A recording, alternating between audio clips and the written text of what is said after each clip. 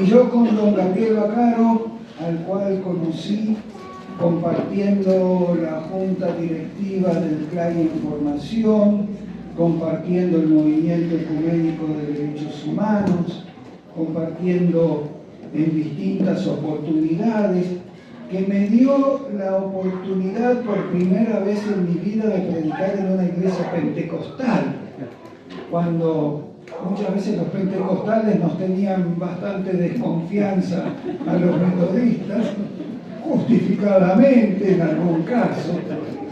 Recuerdo muchos años atrás, en un encuentro de pastores en Mar del Plata, me precedió en la predicación un pastor que fue presentado.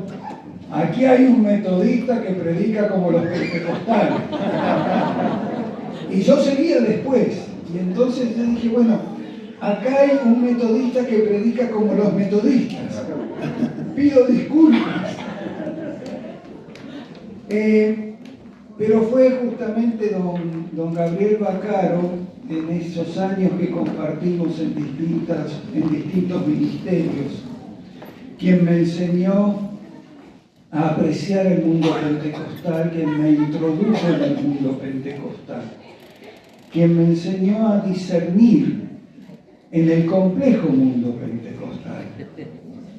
¿No es cierto? Y ustedes lo saben mejor que yo.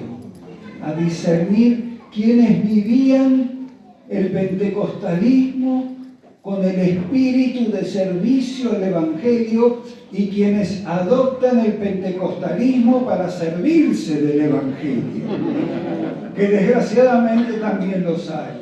Cuando yo en una iglesia encuentro el nombre, o en una campaña encuentro el nombre del predicador con letras más grandes que el de Jesucristo, sospecho. Y en la iglesia de Dios siempre encontré el nombre de Dios más grande que de cualquier predicador. Y eso es el reconocimiento al verdadero espíritu de Pentecostés, a la verdadera realidad de lo que nos hace hermanos en Cristo. Y aunque las manifestaciones sean distintas, hemos aprendido a reconocernos por ese don que el Señor pone en cada creyente, en cada persona que se acerca con fe, con devoción y con esperanza al Evangelio. Porque si el Evangelio algo nos puede traer, ya lo mencionaron hoy, es la fe, es la esperanza y es el amor. Cualquiera de esas tres que nos falte, no somos ni metodistas, ni pentecostales, ni nada. ¿No es cierto? Por lo menos nada en el ámbito del Evangelio. Yo quería compartir, a propósito del lema que nos han presentado, en todo amar y servir, quería compartir justamente una ocasión en la cual Jesús habla del servicio. Están llegando a Jerusalén, según el Evangelio de Marcos, después del peregrinaje, después de esos 3 años de ministerio que Jesús desarrolló en Galilea, ahora está llegando a Jerusalén.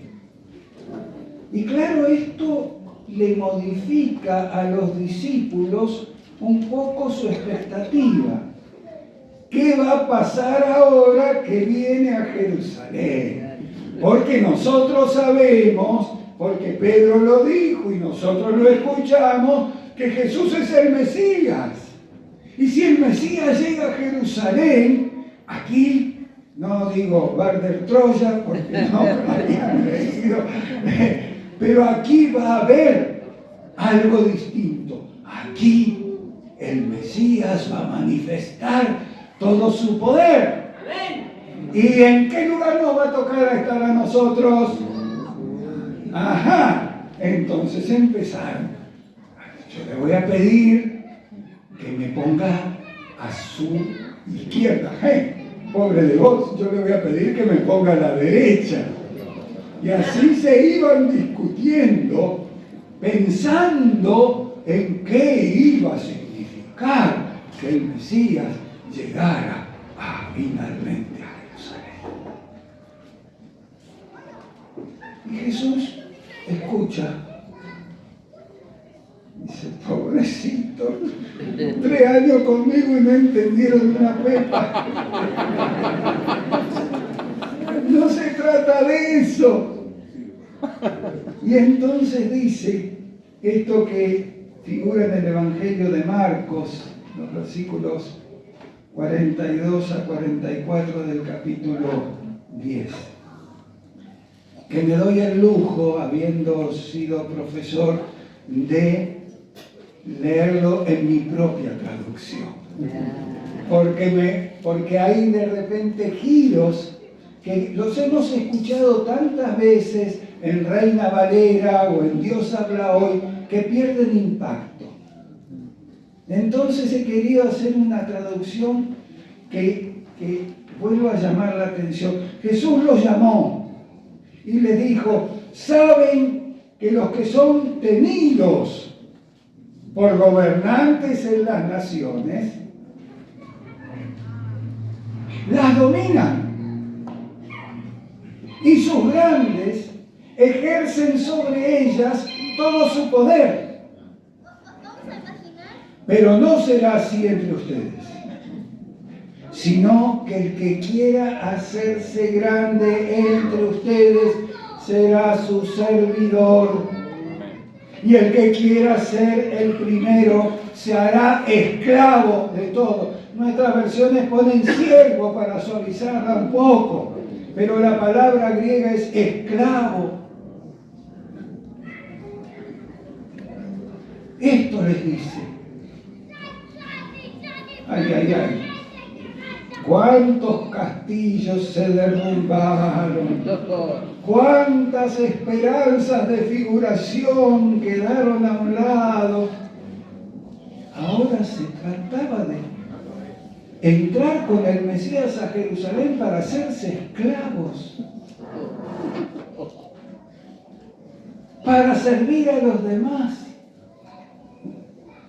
Ya no era ese sueño de grandeza, y al contrario, Jesús se lo había dicho, como que había entendido. Jesús parece que entendía las cosas. Digo, parece, ¿no? Cuando uno lee, parece que entendía las cosas aún antes que se las dijeran. Por algo sería, por algo sería. Como poniéndolos en antecedentes, le dice, ustedes saben lo que pasa con los gobernantes. Cómo se quieren hacer grandes, cómo dominan a las naciones. ¿Eso quieren ustedes? ¿Quieren imponerle a otros lo que ustedes están sufriendo? ¿Quieren ustedes también, ahora nosotros vamos a dominar a otros? ¿No les parece bastante? ¿No han sufrido ustedes a lo largo, y nuestro pueblo, a lo largo de los siglos, el dominio de Egipto, el dominio de Babilonia, el dominio de los saduceos, ahora el dominio de los romanos, el dominio de los sacerdotes sobre el pueblo que lo explota, el dominio de los reyes, que terminaron en la infidelidad a Dios, el mismo Salomón, que le impuso trabajo forzado al pueblo? ¿Eso quieren hacer ustedes? No va a ser así entre ustedes. No va a ser así entre nosotros. El que quiera ser el grande tendrá que ser el servidor. Y el que quiera ser el primero, hágase esclavo de los demás.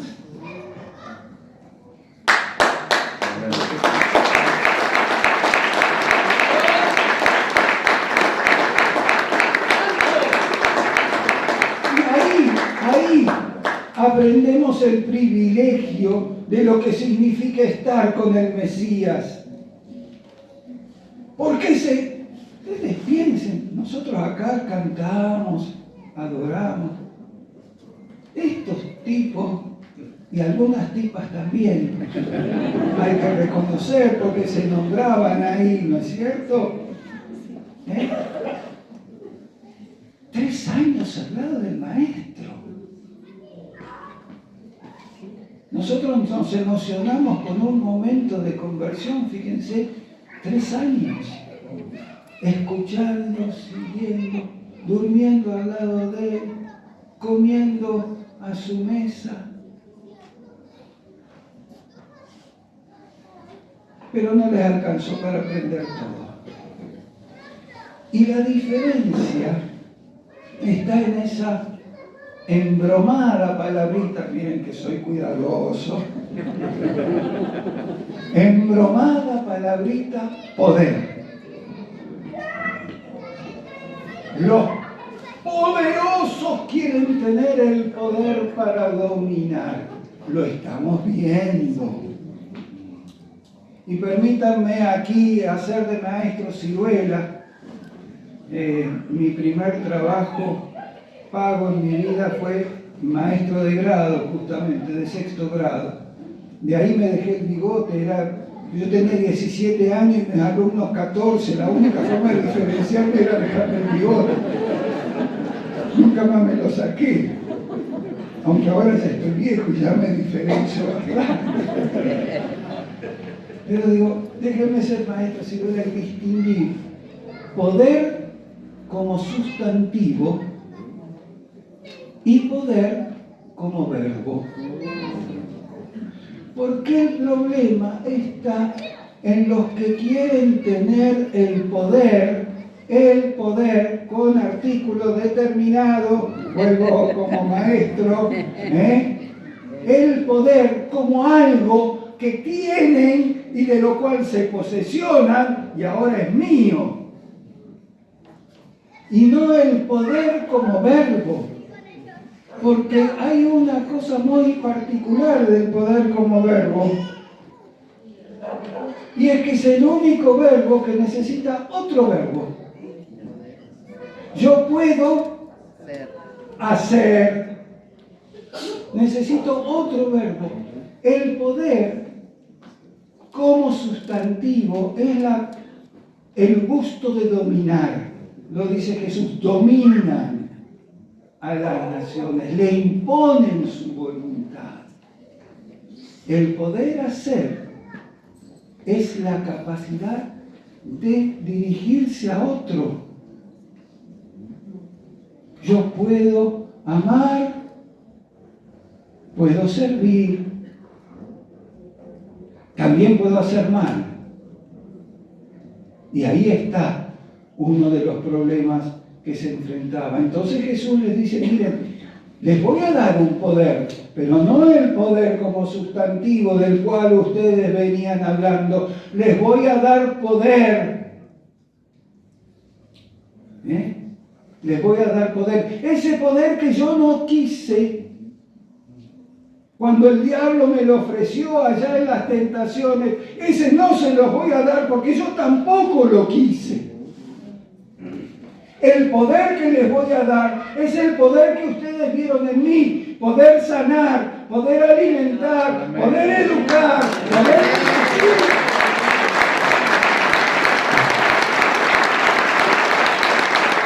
Es el poder del verbo que hace, no es casualidad. Da lo mismo, ¿no? Total para hacer ruido cualquiera sirve.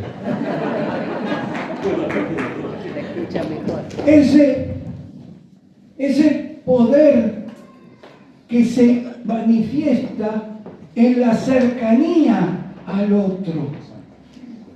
Cuando para alimentar, para enseñar, hay que estar cerca del otro.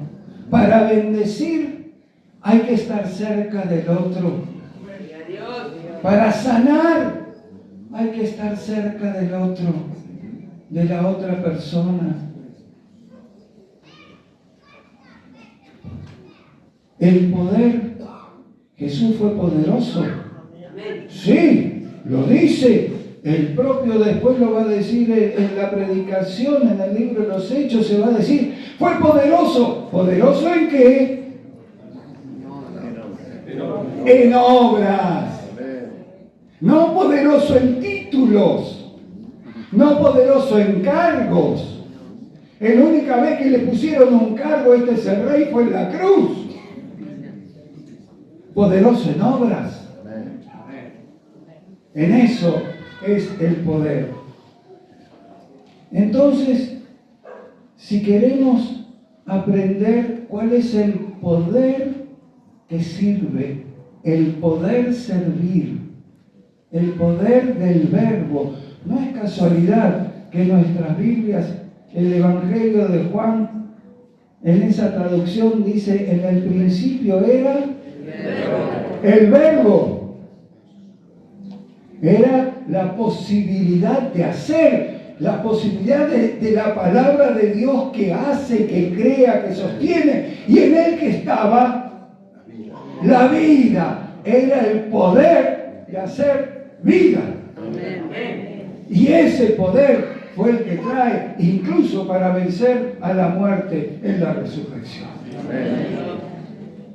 Entonces, mirando a Jesús, aprendemos que es amar, que es servir. Servir, aprendieron los discípulos, es compartir y repartir. Porque el poder de Jesús tomó un pan y lo hizo alimento de la multitud. Cuando el diablo le dijo, todas estas piedras hacerlas en pan, no lo hizo. Cuando un niño trajo una canastita con apenas unos pancitos, unos pescaditos que vaya a saber de dónde los sacó, se transformaron en comida para miles de personas. Entonces, el poder de Jesús fue el poder de alimentar. ¿Cómo lo necesita ese mundo hoy?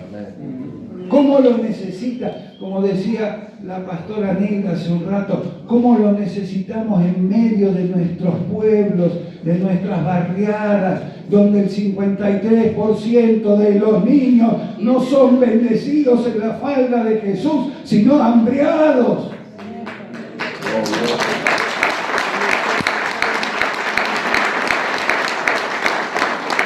A eso responde el poder, porque alimentó a los hombres, pero también a las mujeres y los niños. Aunque no los contaron, los alimentó. Menos mal que no lo contaban, si no hubieran sido como 20.000. Entonces, aprender a servir es aprender a compartir y a repartir. Porque, ¿se acuerdan cómo fue esa escena? Figura en el capítulo 6 de Marcos. Es uno de los textos que a mí más me gusta. Porque aquí Jesús compara, permítame una breve explicación de otro tipo. Aquí Jesús compara el poder de los que dominan, de los que se creen, de los que se dicen a sí mismos gobernantes, con el servicio. En el mismo capítulo 6 de Marcos, el capítulo empieza con la muerte de Juan el Bautista. ¿Y en dónde murió Juan el Bautista? En un banquete de un gobernante. Había pan de sobra. ¿Y para qué se usó? Para matar al profeta. En cambio, Jesús se reunió con ese pueblo al que vio como oveja sin pastor. Le enseñó todo el día, demostrando que él creía que ese pueblo podía aprender cuando los demás lo consideraban ignorante y burro. Se pasa todo el día enseñando y cuando ve que tienen hambre en el desierto hace un nuevo banquete. El banquete del palacio terminó en muerte. El banquete del desierto terminó en vida.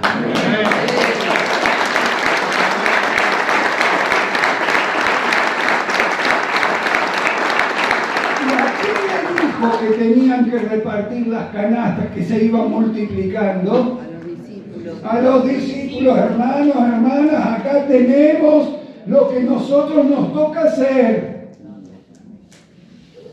A nosotros nos toca repartir. No estamos para concentrar. En un mundo donde la riqueza está cada vez más concentrada, 8 firmas tienen el 50% de la riqueza mundial. 8 tipos firman un pagaré o un cheque que tiene la mitad de todos los bienes de este mundo. Se cambió el Salmo.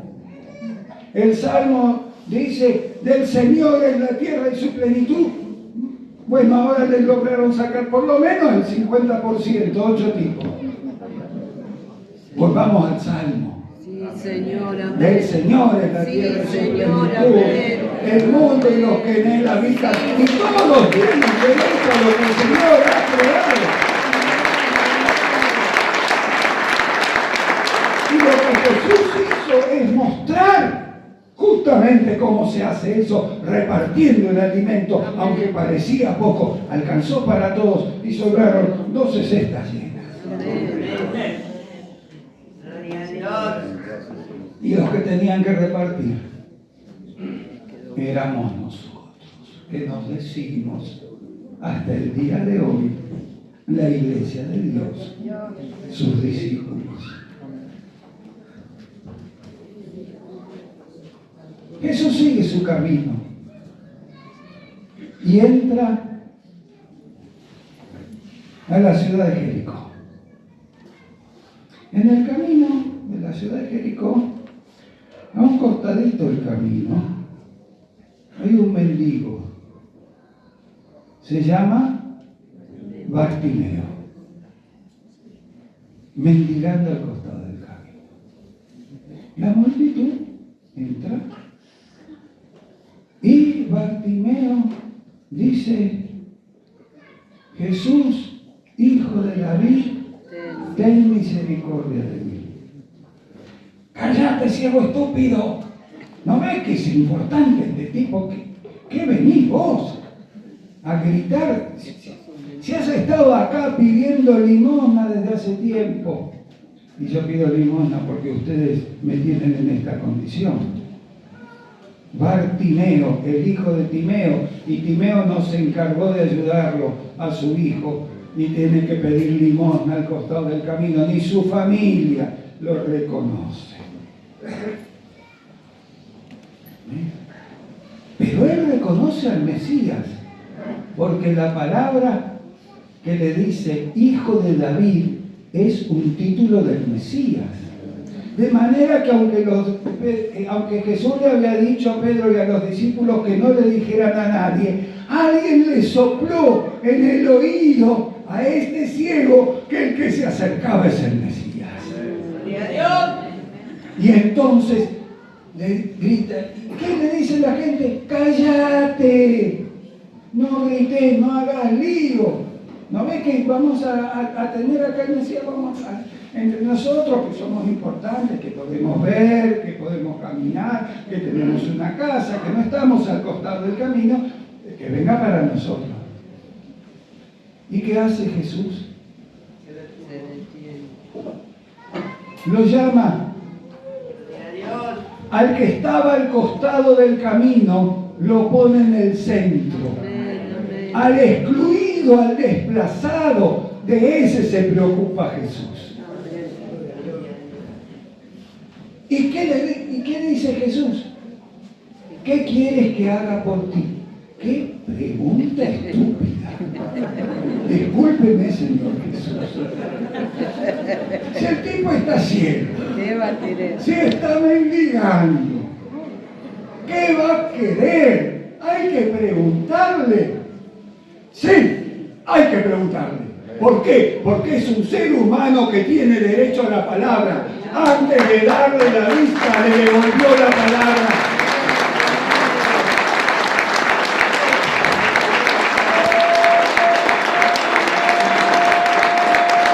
No se trataba solo de que viera, se trataba de que fuera retomado en su dignidad e integridad humana. Él tenía que decir su palabra y Jesús mostró, él, el hijo de David, se puso al servicio del ciego.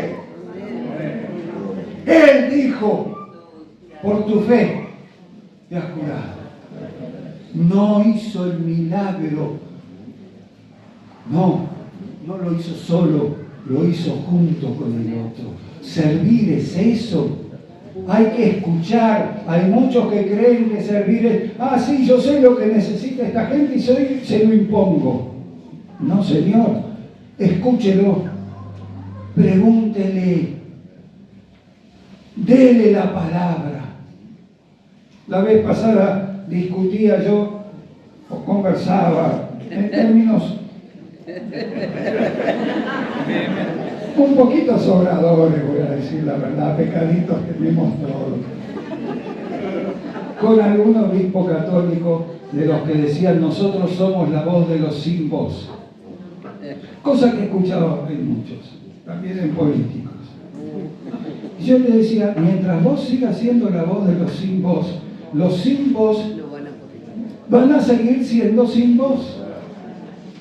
Lo que hay que hacer es escuchar a aquellos a quienes les hemos negado la voz durante tanto tiempo. Y los evangélicos hacemos eso muchas veces, ¿eh? Nosotros suponemos qué es lo que el otro quiere. Una vez alguien decía, el lema de la campaña, Jesús es la respuesta. El problema es que nadie escucha la pregunta.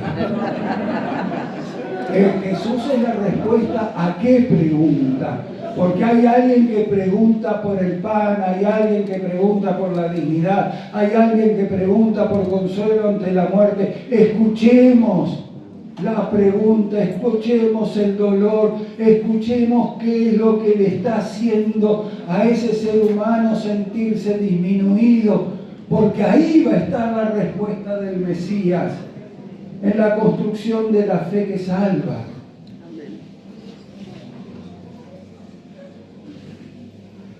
Servir es respetar la dignidad, pero también es integrar a la persona en un pueblo.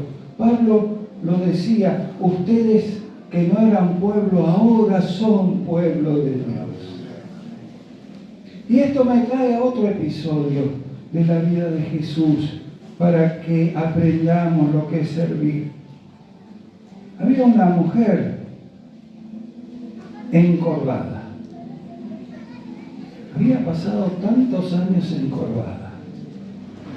Y yo lo pienso y me pongo en ese lugar. ¿No? Encorvada. ¿Desde dónde miraba a los demás? ¿Cómo hacía para levantar a sus nietitos? Yo tengo 10 nietos, uno no lo puedo levantar, tiene 26 años, es más grandote que yo, pero por lo menos el más chiquito que tiene 3 meses todavía lo puedo levantar. Esa mujer no podía levantar a sus nietitos si es que los tenía. Hasta darse vuelta en la cama seguramente le costaba si estaba encorvada. Un demonio tiene. Es maldita de Dios. Por eso está encorvada. ¿A qué vino Jesús? ¿A qué vino el Mesías? Nos dice Isaías, entre otras cosas, a enderezar lo torcido. Amén. Y lo hizo con esta mujer. Amén. ¿Y cuál fue la reacción del que tiene el poder, del jefe de la sinagoga? Eso no se hace, y menos el sábado. ¿Tenés compasión de tu oveja y la llevas a beber el sábado? ¿Y no va a tener Dios compasión de esta? Y ahí me detuve yo, de esta hija de Abraham. Esta que había sido despreciada por quien se supone enseñaba la herencia de Abraham. el Mesías le dice: ahora sos parte de tu pueblo. Ahora sos nuevamente alguien que recibe la herencia del Padre Abraham. Entonces, recuperar la dignidad, recuperar las relaciones humanas, recuperar su lugar dentro del pueblo, es servir. Eso hacía y sigue haciendo en nosotros el Cristo.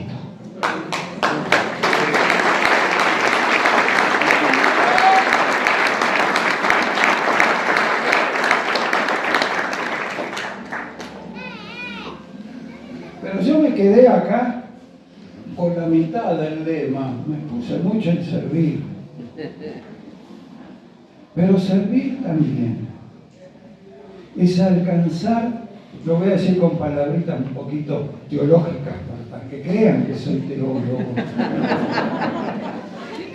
es alcanzar la dimensión mesiánica, o sea, descubrir la presencia del reino de Dios en nosotros. ¿Y cómo lo hace eso Jesús? Ustedes lo saben también como yo. Al día siguiente de todos estos hechos que contamos, cuando entró en Jerusalén y tuvo su última cena con sus discípulos, ¿qué hizo? Le lavó las patas, perdón, los pieses.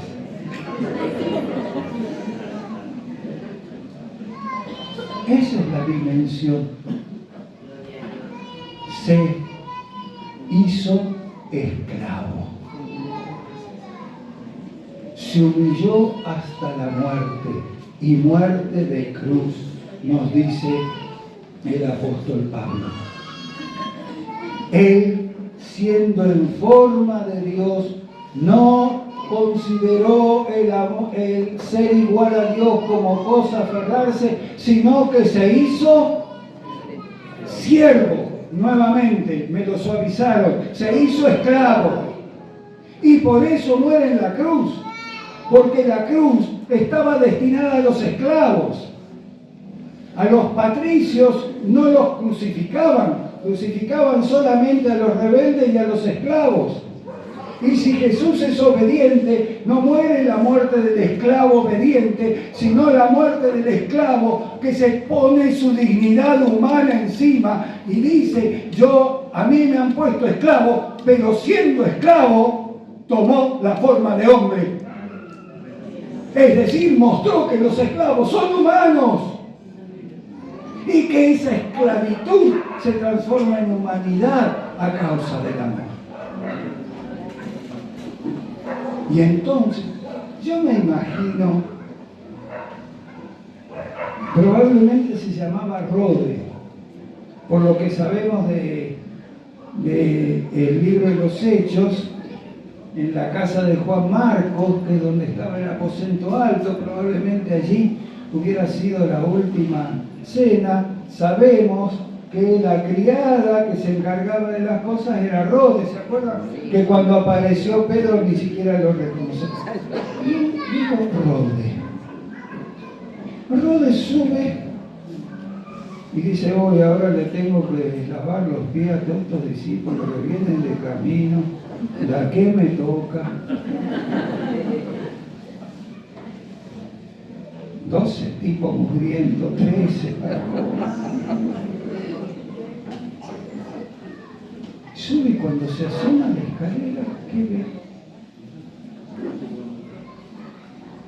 Jesús en su lugar. Cuando decimos Jesús está por mí, Rode lo pudo decir, y está por mí sirviendo a aquellos que eran sus discípulos y que lo llamaban a él maestro. Entonces, aquí aprendemos otra dimensión del servicio, pero que solamente puede ser existente por el amor. Bien, voy a ir cerrando porque ya se hace noche y veo que todos estamos ansiosos, por eso que decía de compartir y repartir, mirando a las puertas. Somos llamados a amar y a servir. Somos llamados a amar y a servir, escuchando a los otros en su necesidad, en su búsqueda, en su dolor, en su ceguera y en su esperanza, porque lo que expresó Bartimeo fue su esperanza.